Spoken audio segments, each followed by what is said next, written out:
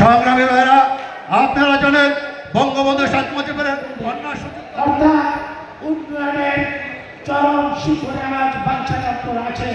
অর্থাৎ শুধু বাংলাদেশ নয়, বিশ্বের উন্নয়নের সাথে সাথে বাঞ্ছাযন্ত্র জন্য সে উন্নয়ন করে যাচ্ছে।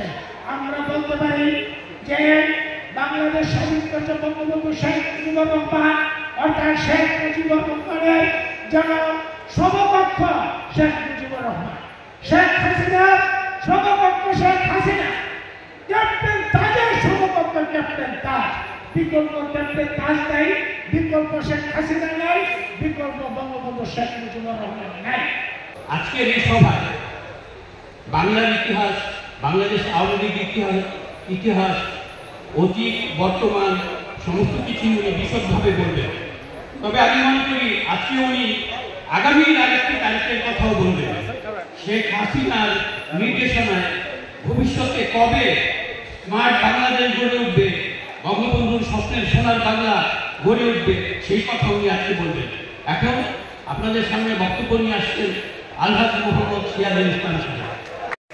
1948 সালে ছাত্রলীগের জন্ম, আর 1949 সালের 23 জুন আমাদের আওয়ামী লীগের জন্ম।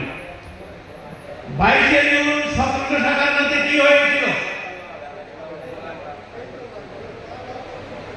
পলাশী রাক্ষসী, সেই পলাশীতে বাংলার ভাগ্য বিড়ম্বনা ঘটে এবং বাংলা পরাধীন হয়ে যায়।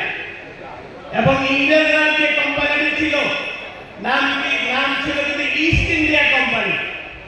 ইন্ডিয়া কোম্পানি নাম ছিল না, ইস্ট ইন্ডিয়া কোম্পানি। তার মানে পূর্ব ভারতীয় কোম্পানি। পূর্ব ভারতীয় মানে সবচেয়ে সম্পদশালী দেশ ছিল, প্রদেশ ছিল বাংলা।